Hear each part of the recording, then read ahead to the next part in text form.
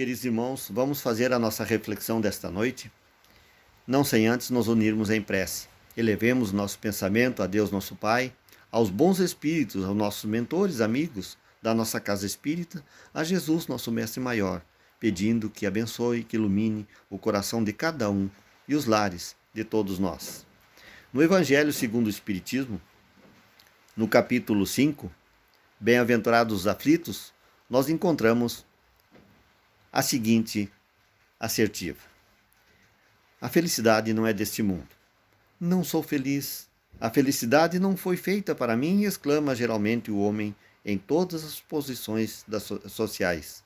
Isto, meus caros filhos, prova, melhor do que todos os raciocínios possíveis, a verdade desta máxima do Eclesiastes, quando diz: a felicidade não é deste mundo.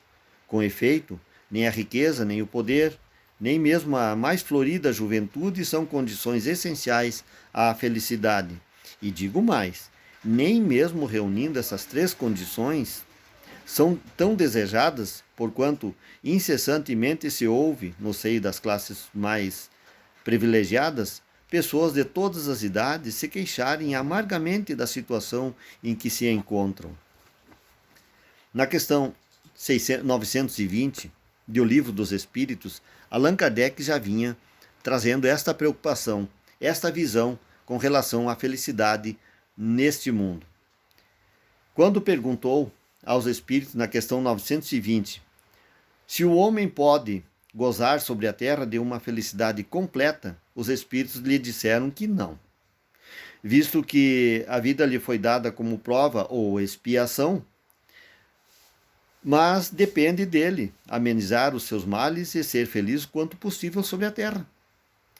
Então, Kardec considera aos espíritos: concebe-se, na questão 921, concebe-se que o homem será feliz sobre a terra quando a humanidade se estiver transformada. Mas até lá, questiona Allan Kardec, cada um pode garantir uma felicidade relativa?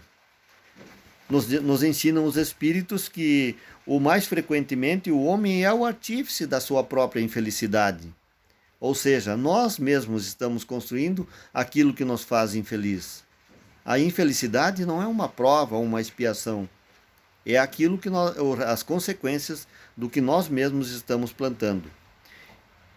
E corrigem os espíritos. Praticando a lei de Deus, ele se poupa dos males e chega a uma felicidade tão grande quanto comporta a sua existência grosseira. Ou seja, nos mostra que a nossa infelicidade ou nossa felicidade está relativa à nossa condição evolutiva, à forma grosseira com que estamos vivendo. E então Kardec questiona de novo aos espíritos, afirmando, primeiramente, que entende que a felicidade terrestre é relativa à posição de cada um. O que basta a felicidade de um, faz a infelicidade de outro, e então ele questiona dizendo assim: entretanto, há uma medida de felicidade comum a todos os homens?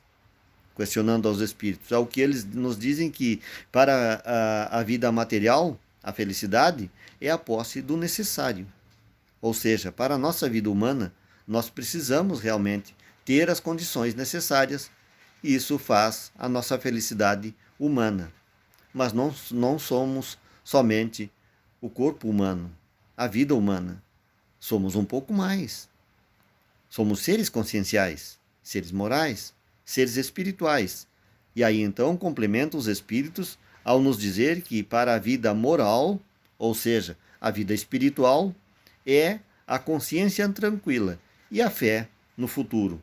Ou seja, quando o espírito tem a consciência de que está no caminho do bem, e confia num futuro, na sua sobrevivência, que terá um futuro, portanto, não é um futuro depois da morte, um futuro.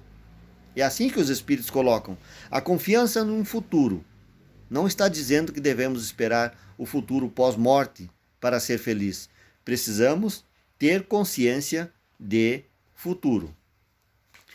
No livro Felicidade em Tempos de Crise, o autor Gerry Almeida, com o selo da Federação Espírita do Rio Grande do Sul, nós encontramos no capítulo 2 deste livro, Paixão pela Felicidade. A paixão pela felicidade. Um pouco mais adiante, num subtítulo, a consciência e felicidade, nos ensina o nosso autor. A filosofia moral começa a falar de valores na época de Allan Kardec, ou seja, no século XIX, no sentido de marcas positivas do comportamento que se somariam ao convívio humano ou tornaria a vida menos sofrida. O filósofo Nietzsche diz que a tradição dos valores seria uma forma de opressão sobre o indivíduo, ou seja, que a sociedade se forma através das suas regras que são opressivas e que essas marcas são externas, que vêm para se impor ao indivíduo. Muito embora essa discussão filosófica existirem, parece-nos coerente na medida em que o ser humano é um ser social e que essas marcações ou valores realmente existem, não como um instrumento de poder e de controle social, mas como fundamento de uma ética humanista. Ou seja, para haver um equilíbrio humanista, humano, entre as criaturas. Se existem regras, nós compreendemos que elas são impostas de uma certa forma, de fora para dentro, mas sem essas regras, como nós poderíamos construir uma sociedade equilibrada dentro de um sentido humanista, que nos dê um norte, que nos coloque diante de uma situação que nós podemos avaliar e sentir o nosso caminho, para onde e como agir. Quando Kardec indagou aos espíritos sobre onde estaria as leis de Deus, imaginando que possivelmente ele nos responderia que estaria escrito em alguma tábua sagrada, em algum livro sagrado do Oriente ou do Ocidente, os espíritos respondem simplesmente na consciência. A lei de Deus está na consciência, ou seja, dentro do próprio indivíduo. A condição, então, começa a se configurar. Um conceito interessantíssimo, vai ao encontro do que nos apregoa a filosofia de Nietzsche, que diz que as regras são externas. Neste caso, ela aparece como uma força interna na consciência. Nesse sentido, há uma perspectiva de autonomia na medida em que o parâmetro fundamental para a ação humana é dado pela própria consciência do indivíduo. Para Leon Denis, por exemplo, a consciência é o centro da personalidade como centro permanente, indestrutível, que persiste e se mantém através das transformações do indivíduo. A consciência não é, portanto, somente a faculdade de perceber, mas também o sentimento que temos de viver, de agir, de pensar. Assim nos ensina Leon Denis. A consciência, portanto, pode representar uma importante aliada na conquista da felicidade. A consciência como aliada da conquista da felicidade humana. Basta para isso ouvi-la atentamente em determinadas situações. Muitas vezes, esses momentos, percebemos um ardente conflito entre paixões e consciência. Num verdadeiro jogo de braço. A consciência avisando dos possíveis efeitos e consequências de determinadas ações que venham a praticar, enquanto as paixões, apoiadas pelo desejo, buscam convencer a razão para criar justificativas e argumentos ao seu favor. Quem vencerá? A consciência ou os desejos? O eu superior ou o ego? A consciência, para estar tranquila, necessita dos valores éticos e morais, como, por exemplo, honestidade, sinceridade, liberdade, solidariedade, amor e assim por diante. Esse diapasão de sentimentos dentro do nosso ser. Entretanto, quais são os valores destacados na nossa sociedade, na nossa cultura atual? Eficácia, competitividade, produtividade, sucesso e individualismo, para citarmos alguns. Como seria útil, esses últimos valores estão associados, de uma certa forma, ao mundo do trabalho, negá-los significaria uma atitude arriscada, mas aceitá-los totalmente passivamente é mergulhar nos valores de uma sociedade utilitarista. Como resolver essa equação? Entra aí um outro valor extremamente importante: o bom senso. O bom senso. Não precisamos de atitudes intempestivas. Dentro de nós, no silêncio dos nossos pensamentos, na leitura reflexiva, nos momentos de oração, poderemos perceber mais nitidamente o caminho a seguir, as decisões a serem tomadas e com tranquilidade fazermos as escolhas que nos cabem. Como dizia o poeta português Fernando Pessoa, viver não é preciso. Como assim não é preciso viver? A palavra preciso aqui não está colocada no sentido de necessidade, de necessário, mas no sentido de precisão. Não é preciso no sentido de precisão. Então, viver não é preciso, ou seja, é impreciso. Ou seja, viver é algo não exato, não é matemático determinado. Viver é algo impreciso. Não no sentido de acasos, de sorte ou azar, mas no aspecto de que a experiência humana é impermanente. Não existe um manual detalhado da felicidade que sirva para todos nós.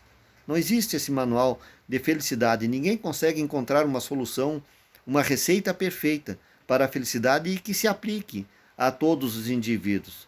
Existem princípios gerais que são válidos.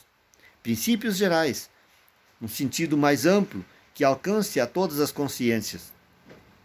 Apenas isso. De resto, é necessário aventurar-se, no bom sentido da expressão, é claro. Arriscar-se pelas veredas da evolução. Arriscar-se pelas veredas da evolução espiritual. É preciso, isto sim, ter consciência de ir à luta, de aceitar as exposições aos riscos, compreendendo que a felicidade não é uma obra da sorte, que não adianta fazer promessas para ser feliz, que comprar coisas não traz felicidade para ninguém. No máximo, uma alegria momentânea, um sentimento de satisfação. A felicidade é fruto do esforço individual para domar as más inclinações, como nos ensina a doutrina espírita. Por isso mesmo Allan Kardec nos acentua: a felicidade aumentará à medida que diminuírem as nossas imperfeições. Ou seja, Allan Kardec recoloca aqui o pensamento dos espíritos. Nós precisamos dominar as nossas imperfeições, diminuí-las, ou seja, evoluir, ganhar virtudes, acentuar as nossas virtudes, caminhar no sentido da evolução, porque nós alcançando maiores níveis de entendimento, de capacidade, de autoconhecimento, de conhecimento num sentido mais amplo da expressão, nós temos melhores possibilidades de construir a nossa felicidade. Então, talvez a primeira lição que nós precisamos encontrar no sentido do entendimento do encontro da felicidade é a necessidade do autoconhecimento, a necessidade de entender-se, de saber o que nós estamos fazendo na vida, o que nós precisamos corrigir na nossa caminhada evolutiva. Buscar o aperfeiçoamento. Com o entendimento daquilo que nós precisamos fazer, nós vamos construir mais facilmente a nossa felicidade. Fica então esta dica. A felicidade não é deste mundo, num sentido de que a felicidade perfeita não é deste mundo, ou seja, esse mundo não nos oferece condições possíveis ou suficientes para fazer a felicidade perfeita. mas podemos ser felizes conforme as condições que o mundo nos oferece, conforme as condições que nós nos oferecemos no sentido da nossa evolução. Conforme nós vamos nos aperfeiçoando, nós vamos burilando o nosso espírito, nós vamos entendendo quais são os caminhos melhores para alcançar a felicidade. Em última análise, consciência, evolução espiritual, aprendizado e persistência no caminho do aperfeiçoamento. Que Jesus nos ilumine hoje e sempre. Que assim seja.